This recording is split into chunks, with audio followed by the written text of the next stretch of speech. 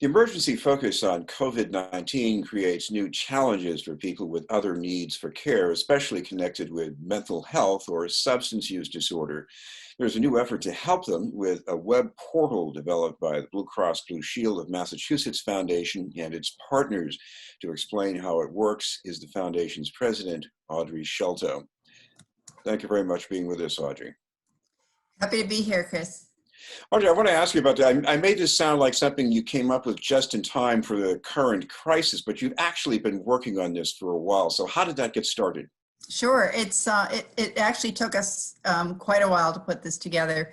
About 2 years ago, there was a group that was formed out of key stakeholders from across the Commonwealth, people that work on behavioral health issues, that Mass Hospital Association put together. And really, the purpose of that group was to try to figure out what were some of the key priorities in the area of behavioral health that hadn't been addressed through healthcare reform and were feasible for a group of us to work on together.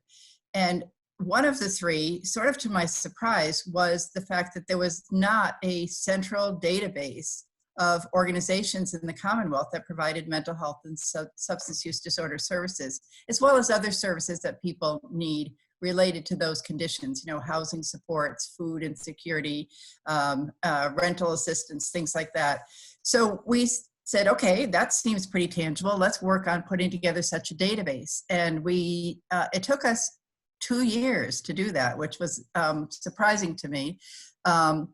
But we gathered data from 6 different agencies, from provider associations, from community organizations. And once we pulled all that data together, realized, as you might guess, there's a lot of duplication, there's a lot of old data. The fact that we didn't have this database meant that it really had to be built from scratch. So we've been at it for a long time, but we pulled it off and launched it last Monday. Well, things have changed a lot recently. What have you been hearing out there about the things that might make people want to use this web portal right now? Well, I think all along, and the reason this was identified as a need in the beginning was the fact that when you or a family member are experiencing a mental health or substance use disorder issue, it's overwhelming in and of itself. And it's also really hard to figure out, where do you start? How do you even begin to figure out how to get help? So that was something we were hearing consistently.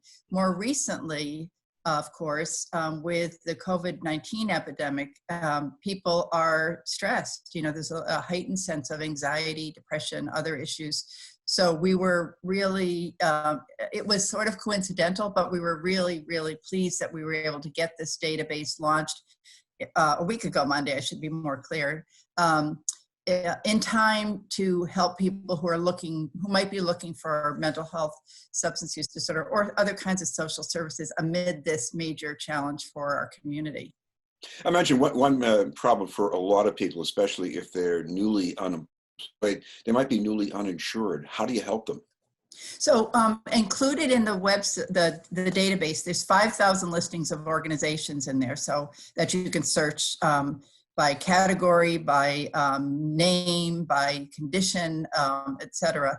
But there's also information right in the database, right on the website, I should say, that links to the sites that will tell you how to enroll, whether you're eligible for certain services, how to enroll in Mass Health if you're not already enrolled, Mass Health being the state Medicaid agency, how to get to the connector if you're eligible for health insurance through the connector, how to determine whether you might be eligible for Department of Mental Health Services, Department of Public Health Services. So there's a lot of information on the website that links you to how can I figure out how to get care and the coverage I need in order to get care from different agencies. Now, one of the things that I'm sure you've heard is that with mental health services especially, a lot of in-person treatment has been suspended. So what's going on in place of that? So what we're hearing anecdotally, I will tell you, but from almost everyone, is providers, behavioral health and substance use disorder providers have really, really ramped up their use of telehealth. Some of that had been in the works for a while because Mass Health, again, the state Medicaid agency, has been covering telehealth and telebehavioral health for quite a while. But the governor also announced a few weeks ago that all commercial insurers need to cover telehealth. So a lot of providers who'd been thinking about or maybe considering doing visits via video conferencing like we're doing or telephone have all of a sudden within the past 2 weeks built that capacity and are now doing group visits or doing individual visits through either the telephone, over the telephone, or through video conferencing. So an unbelievable acceleration of services being made available to people who are maybe sheltering in place, maybe certainly staying at home given the governor's direction. So that it's wonderful that people are still able to get services when they probably need it even more given these challenging times, and be able to do that without leaving their homes. Of course, people with behavioral health needs also need connections to support groups. These are not people who get reimbursed by insurance companies, but what about connecting with them? Right, we got most of our information, as I said in the beginning, for the database from state agencies. But one of the things we heard loud and clear as soon as we launched it was the need to, especially given the timing that was in the middle of this pandemic, the need to also put links on the website to online support groups. So for people in recovery from addiction issues or other types of support groups. So as we've gotten information about them, we've put links on the website to either other databases or directly to organizations that are doing online AA groups, online, other types of recovery groups. Now, one thing I noticed was a link to the Boston Public Health Commission. And one thing I'm thinking of is that if you're not eligible for insurance coverage, maybe you have a problem with your immigration status, I guess there is a place you can go and at least start asking questions about alternative forms of help, isn't there? Absolutely. Boston Public Health Commission, the mayor's helpline, also, most community health centers, which are across the Commonwealth. You can call them, contact them, and they serve anyone who's in need, regardless of their ability to pay. One thing that also occurs to me with a service like this is you're helping people get services in some kind of an outpatient way instead of going to the emergency room. How important is that at a time like this?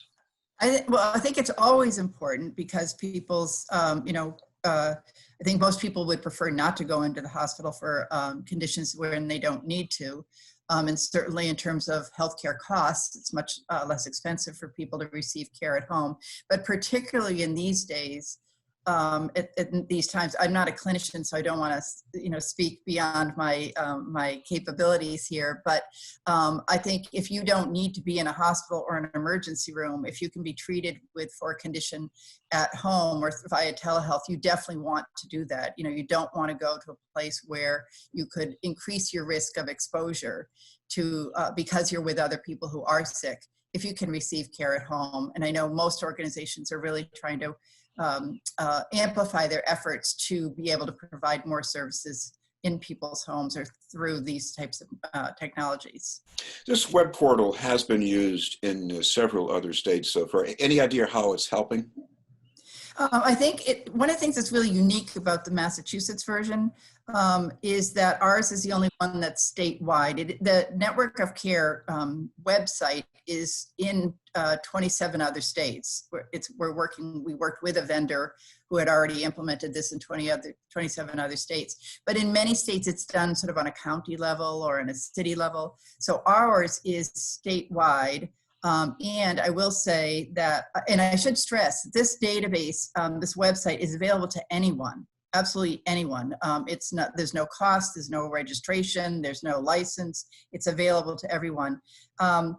Our database in building Network of Care Massachusetts took so long because we really, really, really worked hard to go over all the entries, all the listings of the organizations and make sure they were accurate. So I will say Network of Care is up and running in many other states, in different counties use it to different degrees, but I can say with complete certainty that ours is the most comprehensive and the most accurate in that we spent so much time sort of curating that data and checking with providers and saying, okay, is this the right website for your organization? Is this the right phone number to call? You know, have we listed the right languages in terms of what you have capabilities for? So it's a proven website in that it's been, you know, in place in many other states, but I really feel like we've taken it to sort of the next level here in Massachusetts. And one of the things I noticed, this was a little counterintuitive for me. I see all these things where people can click and connect, and you also have something for nutrition help, so it gets SNAP benefits. So why is it so important to link that with health programs? One of the things when we were first starting about thinking of building this database, one of the things that we heard loud and clear from mental health and substance use disorder providers were lots of times the people they were seeing had many other issues. You know, they didn't have food to put on the table that night for their family. They weren't sure where they were going to sleep. And that it's really hard to work with an individual on, you know, their substance use issue, for example, if they have those kinds of basic concerns. So it really became clear that we have to think about people as whole people. And when you're talking about anyone, but certainly people with mental health and substance use disorder issues, there are other challenges that they're most likely facing. So that we wanted to have in one place these other services, like how do you get SNAP benefits, which are food stamp benefits for people who might not know, or where do you turn for rental assistance, or where do you turn to find out where there are homeless shelters? And that many times those types of issues have to be dealt with right along with any type of mental health or substance use disorder treatment. Finally, we should remind our viewers how they can find this portal online. Mm-hmm. Yep. So they can do one of two things. One is the portal, the website is managed by the Massachusetts Association for Mental Health. So you can go to their website, which is www.mamh.org. Or you can go to any of the search engines, you know, Google or something like that, and just type in Network of Care Massachusetts, and you'll be able to get to it that way.